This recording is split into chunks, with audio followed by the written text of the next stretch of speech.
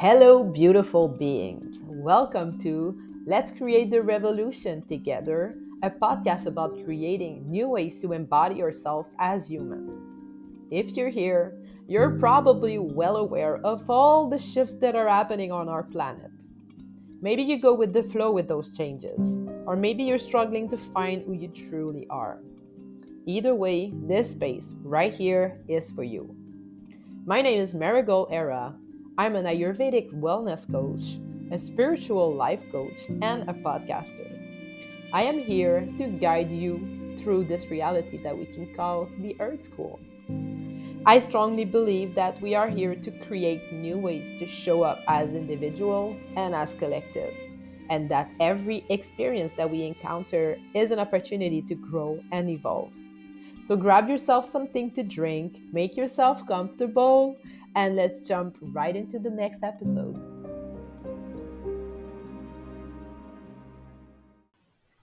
On today's episode, I'm very excited to introduce you my very first guest on this podcast. His name is Kris Hodkinson. He's a shamanic healer and he wants to bring shamanism to as many people as he can. As he says, in shamanism, everything is possible and there are no rules. Healing yourself is more than possible. And Kris is here to help people overcome indoctrination. It's time to decondition our mind. The body can actually heal itself. His story is stranger than fiction, and I am so glad to share it with you all today. I hope you enjoy it. I'm pretty Okay. excited to meet you. So in your fill out form, you said that you cannot wait to share your stranger than fiction story, and I cannot wait to hear it. So, Yeah, that's pretty weird. You know, I there's things that throughout your life, but whenever my husband had me sit down and write it all out, it's like, wow, that's gonna be difficult. And it ended up being 8 pages long. So it was, you know, but the thing is, none of it is in sequence. It's not in, you know, okay, it all started, when I was 11 months old and da da right? da. It starts, in about the year 2000, and then it goes back, and everything that happened. There was just a lot of irony. Hmm. Anytime that anything happens to me that's ironic, that tells me, okay, you know, this is pretty big. Mm. And it really has been, and one of the things that scares me to death, and I'm not afraid of anything, but are hailstorms. Hmm. Uh, in the last 23 years, anytime that there has been a hailstorm, there's been a major change in my life the next day. Wow. And so, I'm always, I thought about, I watch the weather real close. And if I think there's a hailstorm coming, I just want to get into a vehicle and head in the opposite direction as fast as I can and outrun it. But, right now I'm in Albuquerque. Yeah. I've been here since 2017. Okay. Visited out here maybe 6 or 7 times before, moving out here. And I had my own business. I'm from Columbus, Ohio. Okay. So I had my own business there. I had a property management company Okay. that I owned, and that was actually going along pretty well. I had been doing that for about 4 years, but after having visited out here about 6 times and seeing everything and experiencing everything out here, I said, the next time I come out here, I'm going to move here. Right. And so I sold my company and just packed up the truck and moved out here. Didn't have a job. Well, I don't want to say I didn't have a job lined up. I was still managing my company from a distance Okay. until the end of 2017. So, and then I started working for as a property manager on a condo community for a while there. But, it it's not why I came out here. I came out here to be a shamanic healer. Yes. And I had been told that so many times it wasn't even funny. My spiritual mother in Columbus, stressed this. I was in a seance and my grandfather, told me this. And, so it's coming from a lot of different directions. And so I finally moved out here, but I didn't, really get into healing. I'm always thinking, well, I'm just going to keep working and making money. And, while I'm doing that, I'm going to set all this up, which I kind of did. But I just, those jobs were just so time consuming that I just didn't really have time to make it a priority. Yes. And so, earlier this year is when I really and truly had really the dark month of the soul. It wasn't a dark night. That. It was a dark month. I got very sick. Um, while that happened, my husband was in Mexico, and, I worked for a company that was, I was able to work remotely, but they were pretty hardcore. So I just let them know, yeah, I'm just not able to work. I mean, just a couple of days I was off, and then they said, well, we're not going to be able to continue on. And I said, you're firing me? And they said, yeah. I mean, I was highly successful at what I was doing, but they just didn't have any tolerance for that. So, I was in bed for, weeks. I didn't know what was wrong. I was just really struggling. I kind of knew. I thought, this is where the line is drawn in the sand. This is the universe saying, okay, if you're not going to do this willingly, you're the one that chose this. Yeah, we're gonna force you, dude. Right. It was. I mean, I was, extremely ill.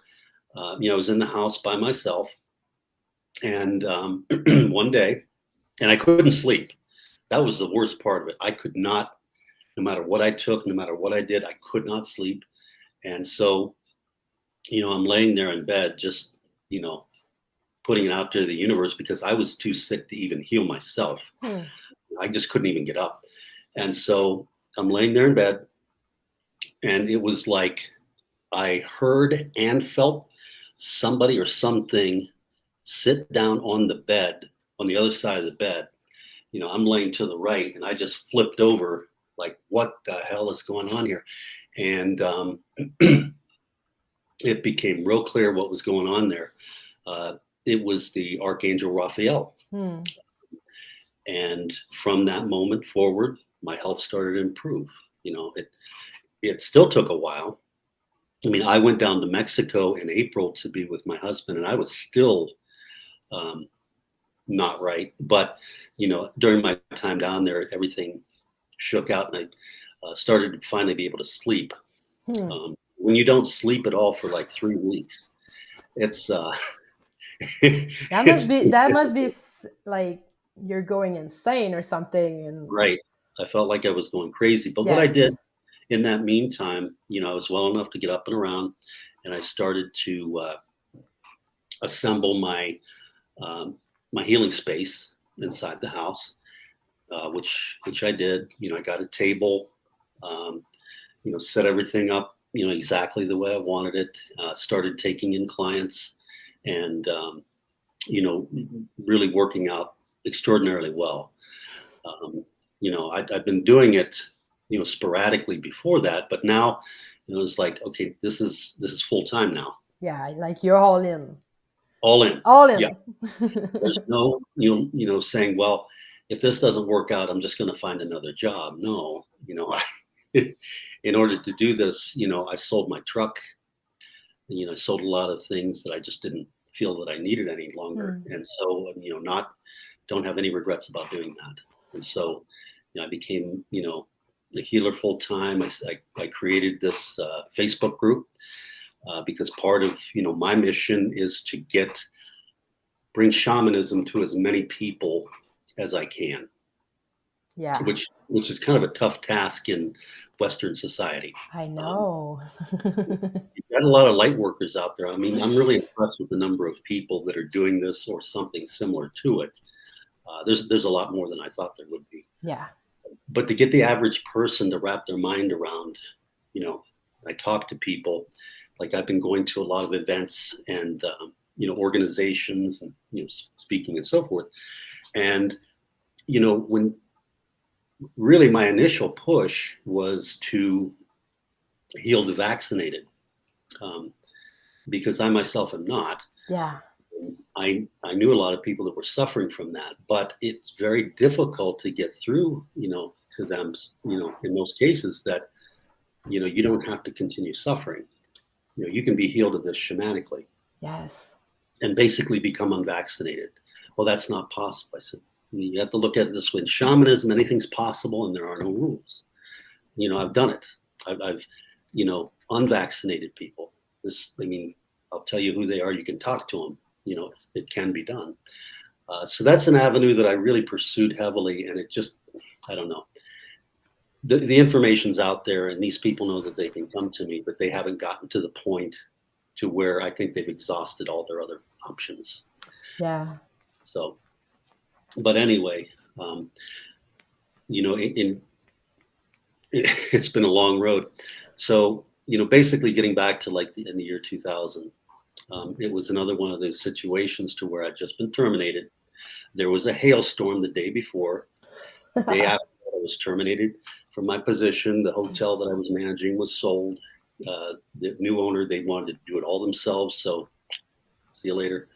And so, you know, that gave me some time. And I went to the library.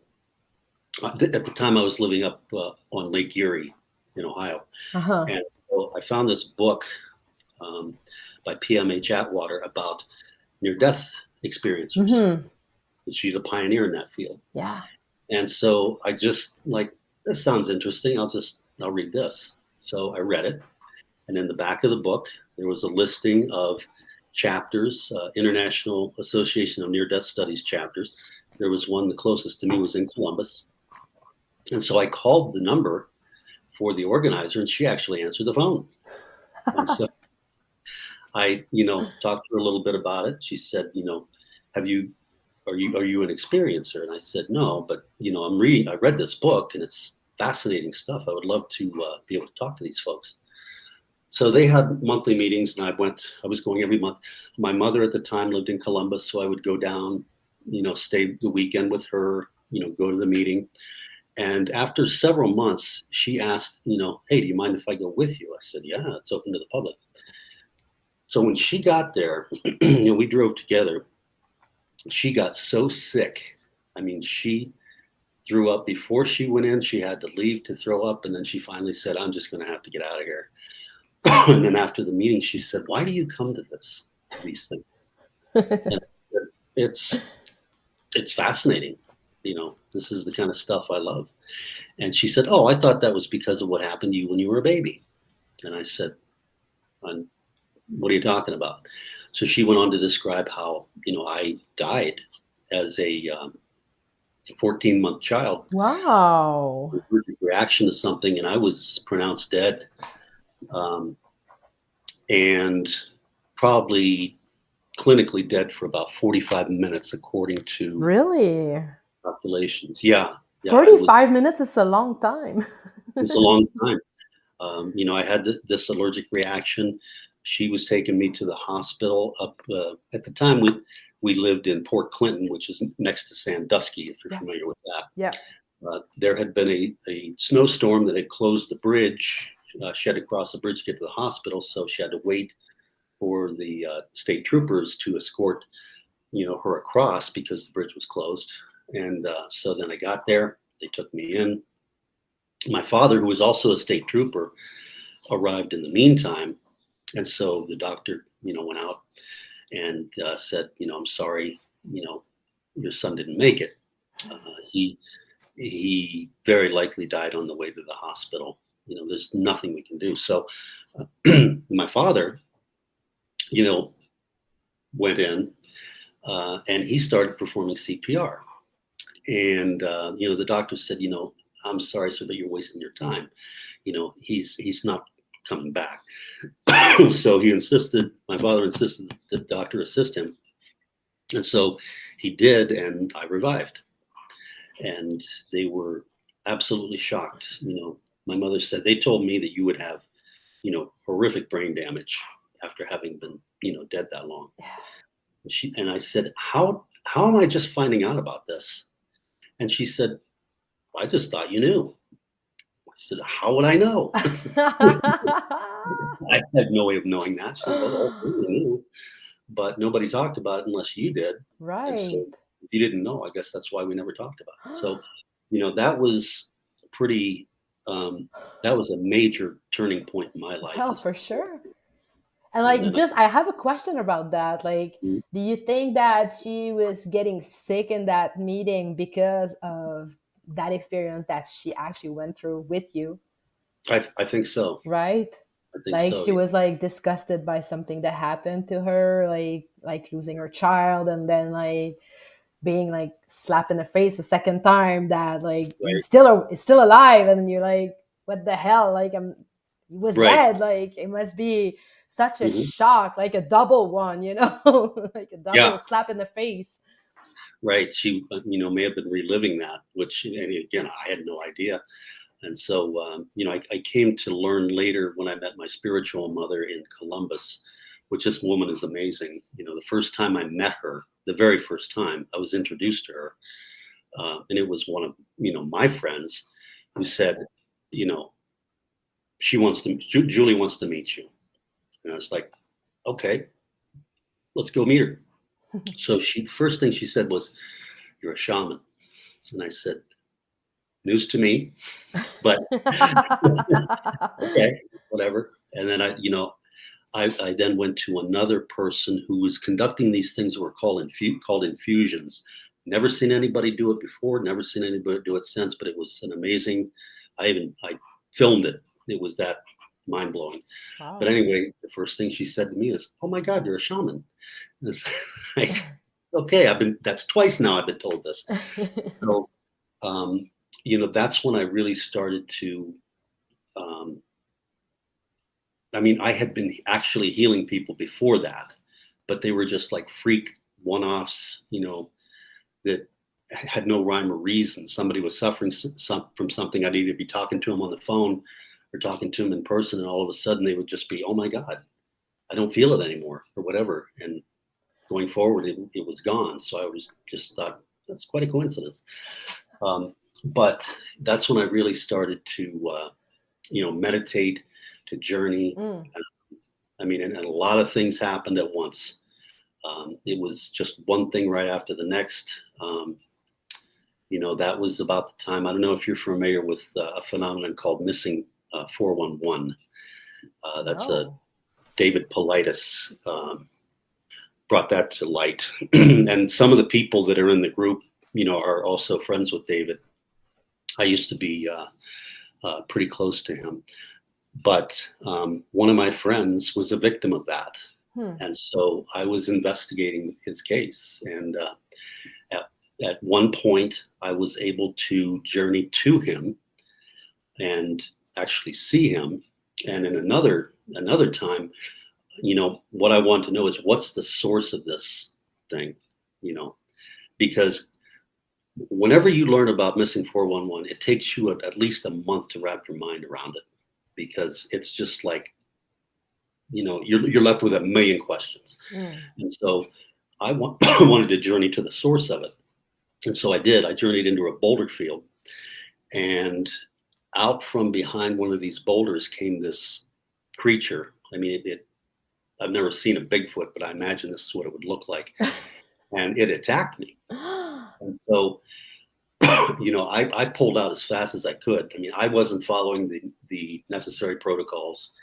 I did not, summon any of my spirit guides for Mm. protection, anything like that. So, learned a big time lesson there. But actually, it scratched my face. I mean, there was quite a cut, and it didn't heal for the longest time. And that's when it really hit me that, this is serious. This is pretty serious stuff. And I knew so much about, my friend disappearing, where he was, where he'd be found, and so forth. And And I'm telling this to a friend of mine who's a police officer, and he said, "You better just stop, you know, because we're going to probably, if you keep coming up with all these things and you're right every time, probably going to charge you with the murder." Oh And my God.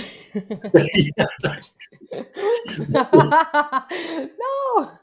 right, I said, "Okay, I'll step back from it," but I said, I can help you guys if you want me to, but if that's where you think this is going, then you know, I'll let you all figure it out for yourself. And so, that was a big event there. Um, Hmm. my childhood was very happy, but there was a lot going on there that was, when it comes to things paranormal, to me, it's all normal. I lived in a haunted house for 5 years, um, and that was a trip. I've had, entities in the home that I'm in now from time to time, but I know how to get rid of them. So, you know, I usher them out. I figure out, where they're coming from, why they're there.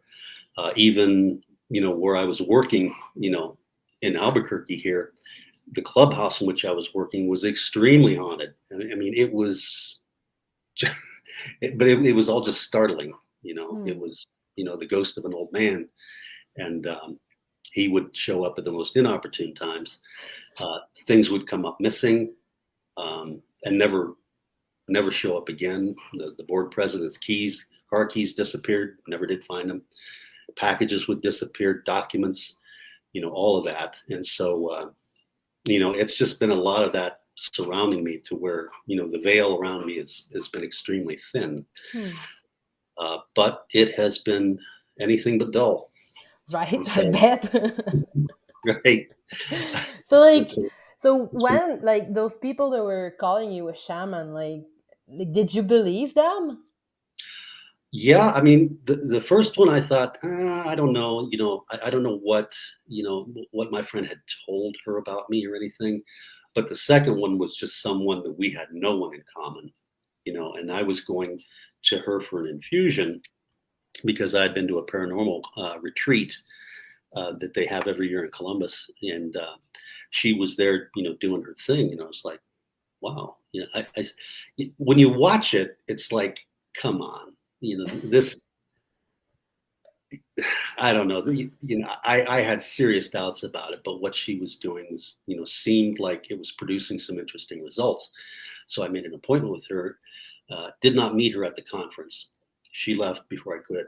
But I went into her office there, and I went with one of my friends, and she was like, "Oh my God, you're a shaman." It was like, "You're the second person that's told me that." So I said, "I guess so, but you're gonna have to help me out as far as what who my spirit guides are, you know, Yeah.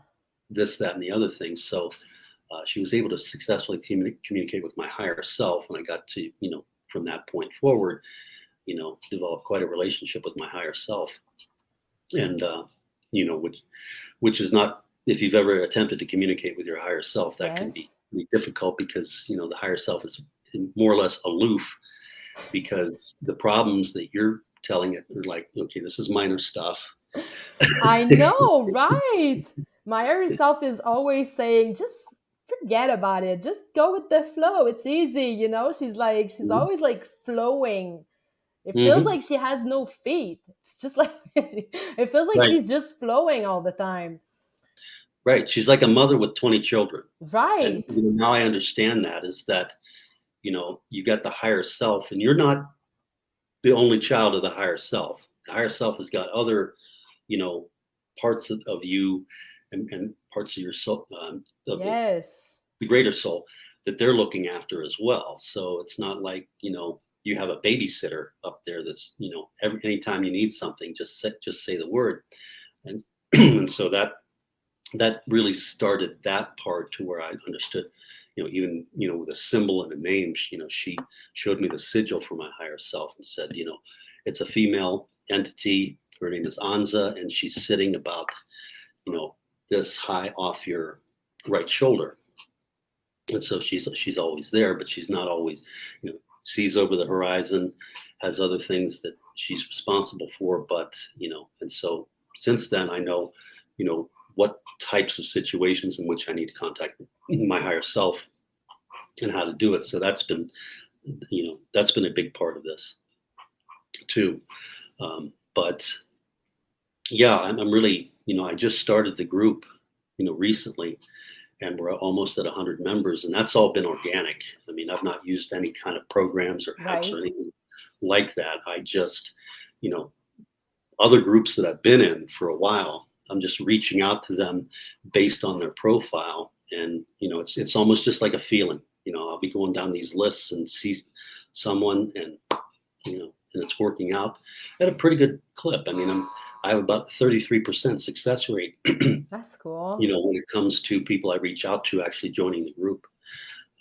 And so, that's that part I like, because it doesn't feel like, I don't want to feel like, and I'm sure you've been approached by, people, Yes.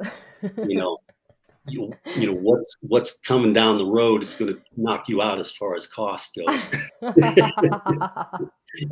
So, I just want everybody to know that, I'm doing this, because I want to get shamanism out there, and that to be a big part of people's lives, because this is a very important time right now. I know.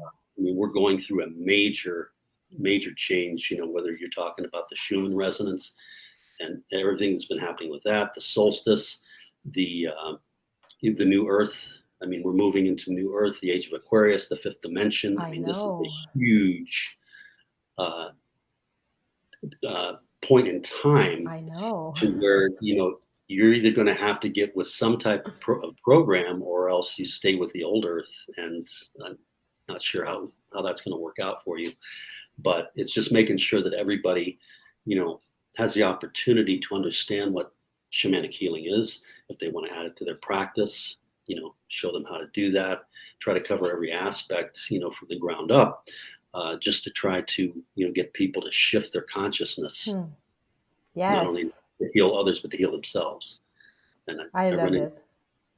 I love it. I've been so interested in that kind of work for so long, and I have like this huge imposter syndrome that is like always knocking at my door saying, "You're not a shaman. You're not." Like everybody Mm, sees things, everybody heard thing, everybody like it's always like undermining mhm, the power that I have inside of me. I'm not like claiming that I'm a shaman. Like I'm still like not quite sure, but I have like all those books, and like I'm always reading about that, and I'm always mhm, like I remember being a kid and like seeing all those things that no one could see and no one could relate, and I was like, I thought that I was crazy. And I even ended up in a psych mhm, because I wasn't convinced that I was just out of here. I was crazy, and I had like all those diagnoses. Like I was a borderline personality disorder, and I had like this mhm, bipolar diagnosis. I was like always like diagnosed by psychiatric and like all kinds of people like that, but I always felt like there was something else, mhm, and that this wasn't real.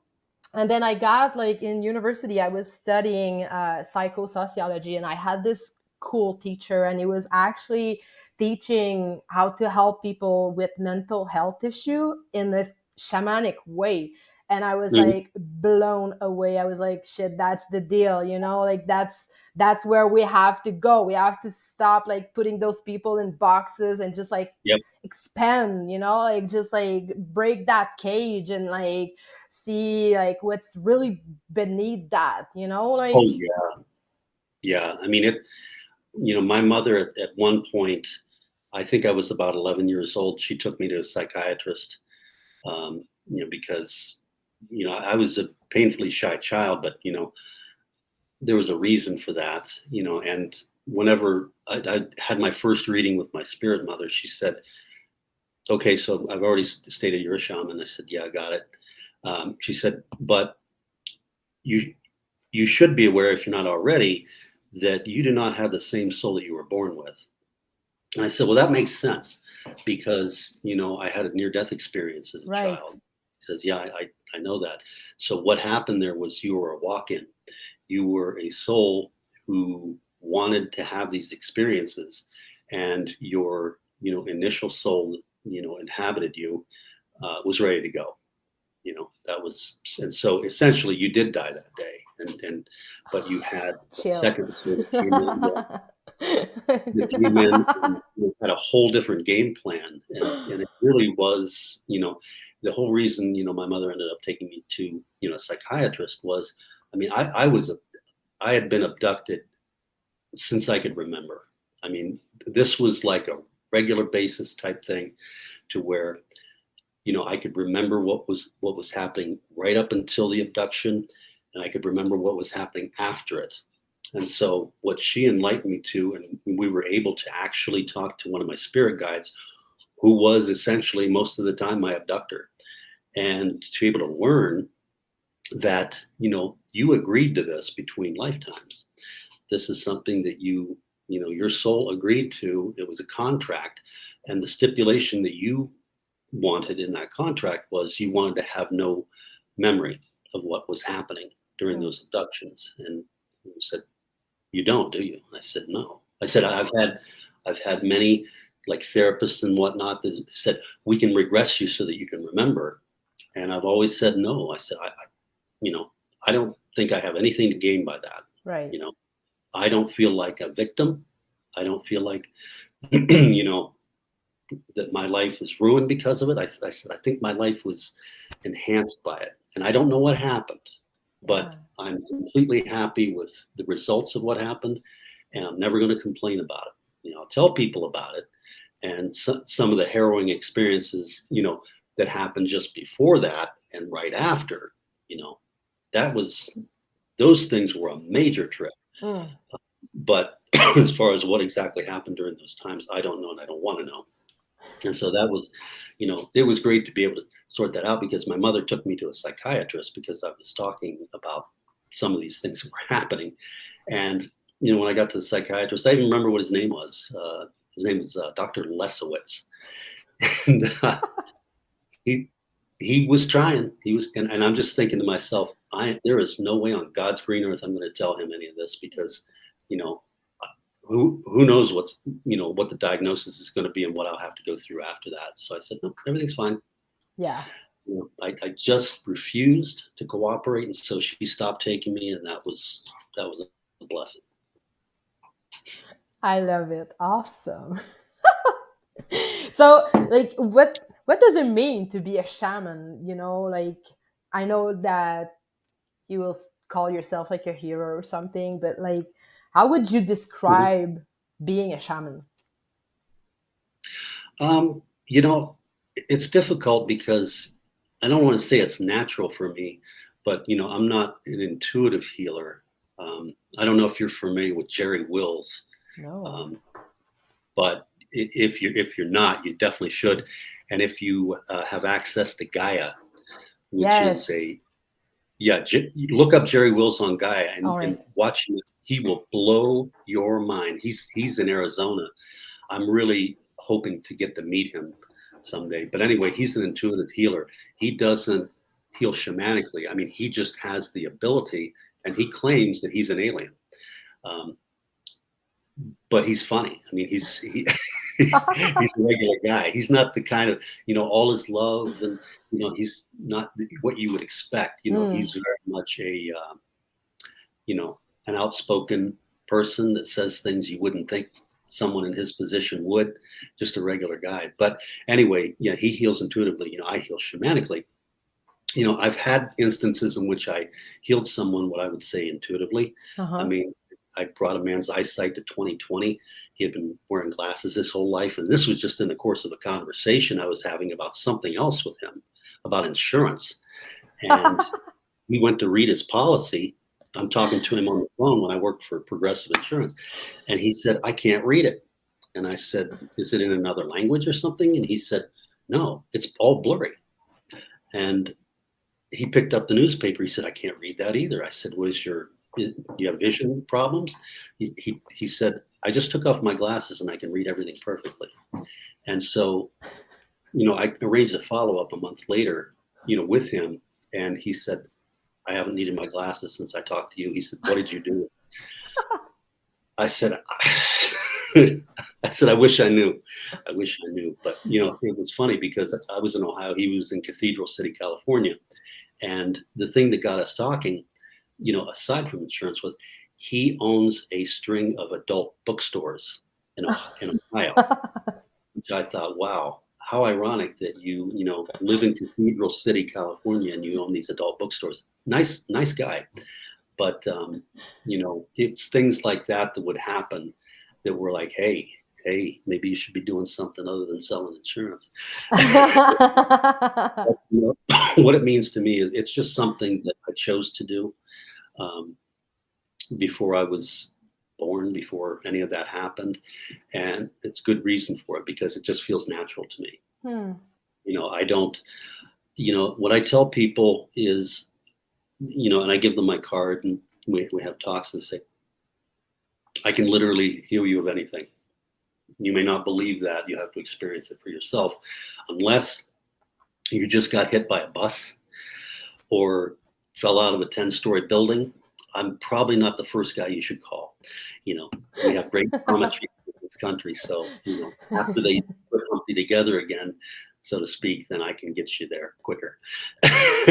Yeah, that's the exact moment where we actually need the medical system. Yeah. Yeah, I can try. That again, we say in shamanism, anything's possible, and there are no rules. So literally, you can do anything. Yeah. But you know, that's that's a bridge that may be a little too far whenever you're talking about someone that's all busted up inside. Well, I've heard of she was a woman. She was a old lady, super cool, like living in the woods, and she fell off her horse, Mm, and she was like in. I don't know if she knew she was a shaman, but she was obviously one, and she broke her collarbone, mm, and like she had like a, well, she called it a cathedral that she built mm, on her property, and it was like so beautiful with all kinds of crystals and like nature stuff in there. It was so mm, beautiful. And she said that she just lied there in this cathedral, and she put crystal on there, and she prayed, and she just healed herself from a broken yeah. collarbone. And Hmm. so when I heard that story, I was like, well, anything is truly possible. And we're so restricted in like the way we think. And since Hmm. our thoughts are creating like what's actually happening, like we're limiting Hmm. ourselves all the time. And so she was actually able to heal a broken bone, like with Yeah. crystals, like, and it was Hmm. gone like pretty much the next day. It was a, it was broken. And so I was like, Yeah. well, we just need to expand, we need to go Yeah. somewhere else. And I think that's where we're going, right? With It is. It this is. fifth dimension, and like all the shifts that are happening right now, I feel like that's where we're Yeah. going. And I feel like humans have so much potential that they don't understand they have.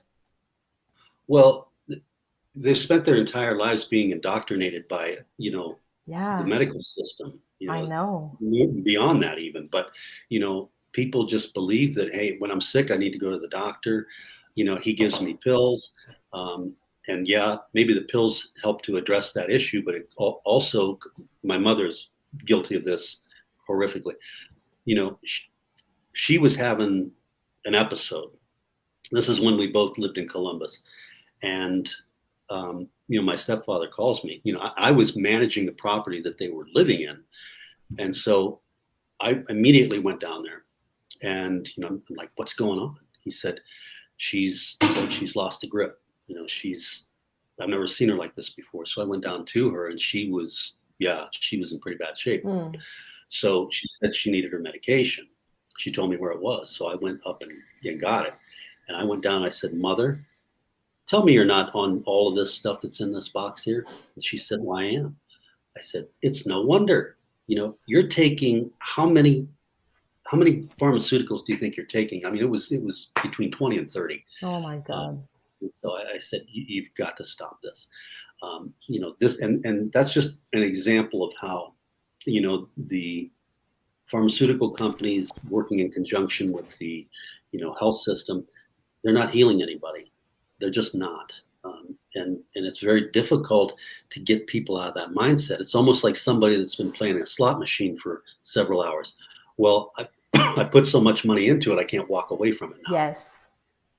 And it's nothing's more difficult to change in someone than their beliefs, even when you have hard facts to show them and tell them about. And that's the big challenge for us. I Yes. what I ran into in Columbus, I knew people that had HIV or AIDS, and I would say, I can heal you of that. But they had integrated that into themselves to the point where it was a part of them. They accepted their fate, and Yeah. so I had very few takers, very few. They were just like, no, no, this is I'm supposed to have this, and so I'm just going to deal with it. It's like your choice. This is your choice, not mine. Yeah. So that's the big thing we have to overcome is all the indoctrination, Yes. and people have been conditioned.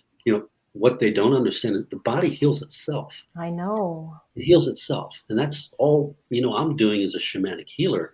Is I've got my you know power animals and spirit guides that are basically doing the work. I'm Mm. just the conduit through which they're doing this work, but really the body is they're adjusting the energy, adjusting the aura, and the chakras and so forth, to get the body in a position where it can heal itself. And I'm a big proponent of all kinds of supplements. Like even my dog had a huge uh, thing on his face. It was well, it wasn't a cyst.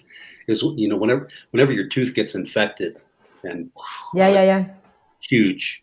I'm trying to think of what that's called, but anyway, I was able to heal him not only shamanically, but you know by giving him black seeds, which are black cumin seeds, in scrambled eggs with some turmeric Hmm. on there. Not only did that go away, he's acts like he's 6, 7 years younger. So you enable the body, whether it's a human or a dog, to heal itself, and people just don't see that. No, no, no, no, no. I can't. I can't. I need my heart medication. I need my, you know, whatever medication it is that they think they need to. Yeah. And all they're doing is managing it. Wouldn't you rather just be done with it? Is what Yeah. I tell folks, and it's not easy. It's It's it's not easy. it's like we need to treat the fear before we treat the body, right? Hmm. Because that's the fear talking over there. Like they're afraid to die Yeah, without that. That yeah. they're like brainwashed that they're gonna die if they don't take that medication, and Hmm. and then so we need to. I feel like we need to treat the fear before, like, to sit with that fear of death, Yes. fear of being sick, or fear of, like, losing someone or not being there for someone, or whatever the fear is. But I feel like this is where we have to start with Yeah. healing people, like, that are still, like, in that mainstream mindset you know Yeah. I've Yeah. been questioning myself on that topic for so long. I was trying to connect with people with, like, the mainstream mindset, and I was failing every time. I was like, shit, Mhm. how the fuck am I going to do that? Like, why am I not able to communicate with those people? I have, like, answers for them. I do, like, truly, I Mhm. know. And then they're so closed up, and then I was like, I gave up on a lot of people in my life that were, like, close and dear to me, because I wasn't able to reach out to them in a way that they were gonna open up to something else. They were, like, so stuck in their own ways, the old ways. Mhm. And then, like, and yeah, and while COVID happened, it was like just, like, on Yeah. steroid. Like, it was, like, awful and, like, so crazy. Yeah. And COVID then just drove a stake through the heart of exactly, yeah, yeah. And so I went, like, to live in the forest in yurt with my family, and that's where I felt like I need to I need to address the fear first. And Hmm. then like those people didn't came back in my life, but that's okay because Hmm. they taught me something that I can bring forward to the next one, right? Yeah, yeah, and it's I think it's going to be easier going forward Yeah. because the people that actually make it into the new Earth, are going to have a far different mindset, way different paradigms than those who choose just to be resistant to it. I mean, it's you know, and when it comes to COVID, I'm so glad that so much information is coming out now about the truth of it all. Uh, Yes. that it was all, it, I don't want to say it was all a game, but it was all a manipulation. Yeah. Um, and that COVID itself wasn't that bad. I It know. was vaccinations, that are doing all the damage. I mean, I had COVID twice, and I chose to have it because I wanted to become familiar with, Yeah. the virus and what it was doing. And Yeah. honestly, what I tell people is I had it twice. Neither one of those times was that bad. And, it doesn't even rank in the top 50, times in my life I've been sick. It just doesn't. I mean, I've had colds that were much more severe. I And know. it just Same. it was nothing. Yeah. The only thing I did lose my taste for a while. It comes and goes, and I had asthma as a child, which after I had it the second time, it triggered that asthma. So, I had that again, but that's really been mitigated, Mm. lately, because of what I'm doing, and my husband is a Reiki master, so that's how we, take care of that problem. But everyone was just so, put on a mask, get vaccinated. I lost a job because I refused to be vaccinated. Yes. You know, they said, because I was the last employee and I was the manager, I was the last employee to be vaccinated. And they said, "What's it going to be? You going to go get it today or what?" I said, "No, I'm not doing it." And they said, "Well, then we're going to have to let you go." It's like, do what you got to do. Yeah. Yeah, I think you're making a mistake. Um, and they did. They made a huge mistake in doing that. But that's their choice. Yeah. And And so, at one point, you got to be like standing up for the truth, right? So no yeah, matter what the cost is, like for me, it no, was losing my family, like my like fathers and siblings and like people like mhm, aunts and stuff that were like so like closed up to that other yeah, reality and calling me like crazy and stuff. And mhm, that's the cost I paid because I wasn't working. I'm mhm, a stay-at-home mom, so I didn't have to pay that cost, so fine for me. But I did pay right, a cost, and I feel like everyone that stood for themselves like actually paid that cost, and we just have to see it like as a like a thank you, like yeah, thank you life for showing me that these people or that job or that that thing that I was going through wasn't like truly aligned. right. I mean, it was it worth was it. it was like a cleanse. COVID was like, it felt like it was like a huge massive cleanse of all kinds of area. It was. It was. It wasn't. A destructive nightmare. That it was being made out to be. Mm, But it did help a lot of people sort things out. yeah. And you had the people like me that's like, I don't care what you say or do. I'm not doing it. I'm not getting that vaccination. I haven't. I felt the same way about flu vaccinations. Mm, Uh, have never had one. yeah, me neither. I've had the flu a few times, but again, that what that does is every time you have it, it helps to build up antibodies so that you're less likely to have it going forward. And so, I'm not an immunologist, but I knew enough when that was happening. It's like, you know, all I'm going to do is continue to take black seed oil Yeah. and the supplements that I take, which that's to build up the immune system, so it should be able to fight off anything. And that's what I tell people is that, you know, if you're getting sick all the time, it's because your immune system is down, your energy field is low. You Yeah. need to build that up, and that way your body, let your body do its job. You got these medications that completely take someone's immune system down. Yeah. You know, And the and I'm stress and like yeah, all kinds of stuff that are like not helping us in some major no. ways, you know? And I mean, it was a necessary thing, for people to get change their paradigms to get out of a certain mindset. Some of them have used it to their advantage, and others have not. yeah, Um, you're going to have that. Everything isn't going to be wonderful, but we are headed to a golden age where everything will be wonderful. I And know. we all chose to be here at this time for a reason, and you know that's why we're doing all this. You know, Yeah.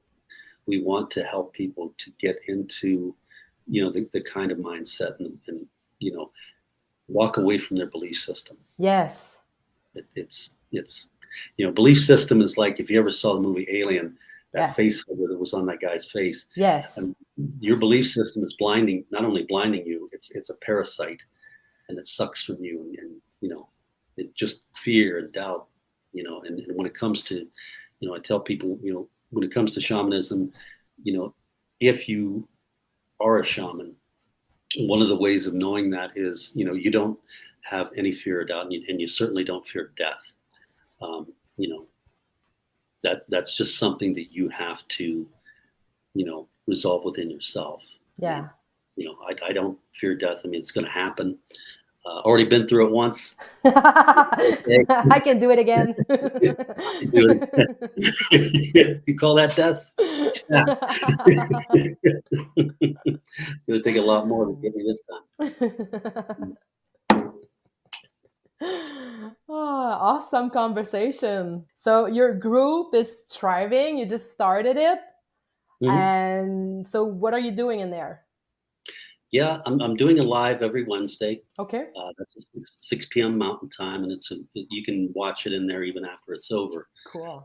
But I'm just basically trying to get to know everyone, and make it more interactive. Ultimately we're going to have group sessions, Q&As, things like that. I'm just trying to, I don't want to shift into fifth gear real quick. I'm just trying to you know build it up, so to speak, and Yes. make sure that everybody's on the same page with the basics, and then just kind of move on into a little more complex, a little more out there kind of things. But the nice thing is that most people that are in the group are already practicing something, whether that's hypnotherapy Mm-hmm. or you know energy healing. I mean, there's so many different things out there right now, is that you know these aren't people that are like vice president of operations of like a cereal company or something like that, to where you really have to, this is going to take a lot of work. Yeah, But yeah. these are people that already, to some degree or better, get it. I Yeah. mean, these are folks that have an open mind. This isn't new to a lot of them, and so it's a much easier crowd to talk about things that you wouldn't normally, simply because everyone has their own experiences. They have, they're pretty open minded, and aren't just like, oh boy, here we go again type thing. So yeah, that the group's going well. So far so good, very happy with it. And you know I think we're going to hit 100 members today, so Awesome. Yeah, celebration. yeah, get the triple digits. Woo. Yes. Yes, awesome. Congrats. You want to Thank say the name of the group? Yeah, yeah. I mean, it is a, well, we changed the name of it. It's not a tribe, because I think that's a little more um, effective whenever you refer to it as a tribe. But it's uh, healing with shamanic tools, a tribe for healers and coaches. And Awesome. so it's really to help people add this. The ultimate goal is to have them add this to their existing practice if they don't already have it. I don't, I kind of shy away from people that are already shamans, and state that. And it's like, okay, this is going to be pretty pedestrian for you, but you're always welcome to join the group. Yeah. Oh, um, well, people are surely gonna join that group because it's awesome, and I'm actually in there. Actually, I think so. Yeah, I think so. You are. Yeah. Yeah. I mean, it's going to pick up steam, and it's really, ultimately there's a 6 week program that we offer Cool. those who want instruction on exactly how to do all this and integrate it into their practice. And that's really what part of what we're here for, just a part of it. And so that's something else that is going to it's right around the corner, is getting all that put together, because it does take time you know to do that. You have to do these modules one by one. Everything has to make sense and be in sequence, and but it's fun too. Yeah. This isn't like learning biology, I or something, know. something dry. This is something to where there's not a concrete set of principles that if you stray away from this, the patient's going to die. You have a lot of flexibility and leeway here, and no two shamans do anything the same way. Yeah. Everybody's got their own way that things work for them, and so that's the beauty of it, is you can maintain your individuality, because you're going to have a different set of spirit guides and power animals than the next guy. Yeah. I've got a bobcat. Well, I've got 3 power animals right now. I'm working with a bobcat, a honeybee, and a copperhead snake. And so that's that's kind of an eclectic group. But Yes, that's what I was gonna say. you don't want everybody to be the same, because they each bring something different to the table. Yeah. But and then you got your spirit guides that are there to help you too. So that's the big thing, is to make people understand that intuitive healing is where the person just heals you. Yeah. They just do it. Shamanic healer, anybody can do that. You just have to put together a team, a Yeah. spiritual team, so to Yeah. speak, to do the work. And you're just kind of like you're, what do you call that? The conductor. Yes. To get all these people and all these spirits on the same page. Okay, this is what we need to do here. Take it away, and just let me know when you're done. That's cool. That's cool. Anyway, yeah, it's a beautiful thing, and I'm really glad to be here doing this today. And thank you for the opportunity to. Yeah.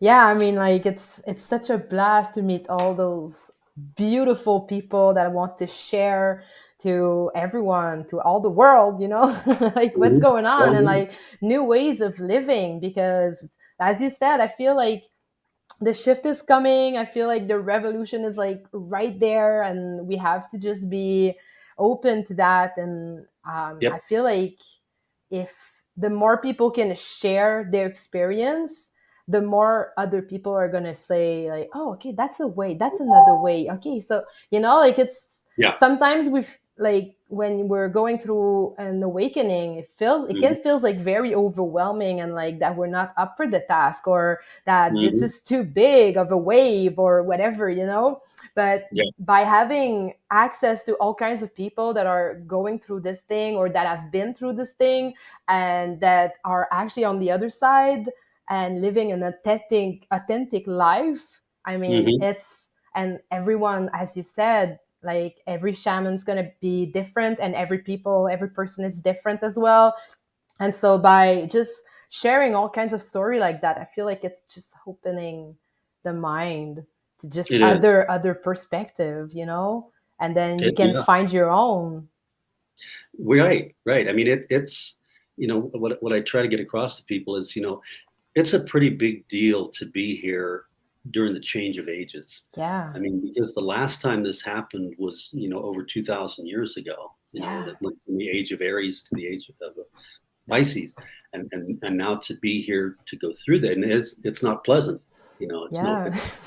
it isn't. I mean, you got to be built for this, but, you know, this is a rare occasion, for humans to be here whenever this kind of a change is happening. And this Yeah. is much bigger than the last one. I Much know. bigger. This is a whole nother ball game here, to where we're moving into a different dimension, and that's happening, constantly. And like to be right around the solstice until now, Yeah. I just get these headaches that are just like, oh my god, and I rarely get headaches, and but I know that's why. I Yeah. know that it's just you just have to ride it out. And some people get or are getting nauseous. They're having these different tingling sensations, burning sensations, and all this that's happening to them. Hmm. And you know you're going to have that. It's a roller coaster ride, and you're just going to have to Yeah. sit tight until we get far enough into the fifth dimension to where it's not going to matter anymore. Everything's going to feel a lot better. Yeah. But you have to wade through a little bit of swampland to get to the prime real estate right now. Yeah. And I always say that every experience we encounter is here to teach us something, for us to learn Hmm. more. And so every headache and every tingling and everything that's happening, it's just a call to push ourselves further Yeah, into that direction. That's how I feel. That's how I see it. yeah. That everything's happening for a reason. There's no randomness. So you just have to you know make sure that you're protected. You Yeah. know, I've got my protector is the Archangel Michael, which I just sent out the meditation to those who wanted that in the group, and so that turned out pretty well. But that's who I rely on. And nothing bad has happened to me since Yeah. he's been there. So why change if it's working? Leave it alone. All right. Awesome. It was so nice to Come on. meet you. Awesome Nice to conversation. I meet loved you. it. Yes, it was a Thank you beautiful for thing. sharing. That'll work, and All enjoy right. your day. Yeah, you too. Awesome. See you. Thanks. Bye bye.